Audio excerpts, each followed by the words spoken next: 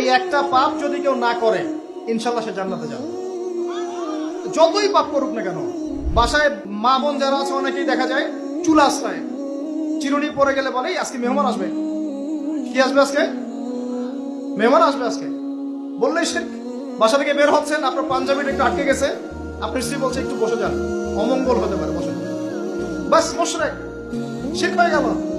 মুসলিম সমাজে রন্ধ্রে রন্ধ্রে শিরক। এখন রাস্তাঘাটে উঠতে বসতে পেপার পত্রিকা খুললেই শিরক। পেপার খুলবেন রাশিফল, সিংহ রাশি কন্যা রাশি, দিনটা কেমন যাবে বিশ্বাস করলেই মুশরিক হয়ে যাবে।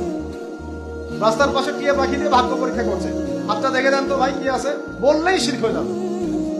আংটি বিক্রি করছে, আংটি পরলেই রোগ ভালো হবে, হাতে দিল রোগ ভালো হবে এই উদ্দেশ্যে মুশরিক। হাতে দিয়েছে রোগ ভালো হবে, আমার ডায়াবেটিস ভালো হয়ে যাবে, বিসমিল্লাহ, ব্যাস মুশরিক। এই আকীদা নিয়ে পড়লেই মুশরিক। মুসলিম সমাজে অহরহ শিরক আছে।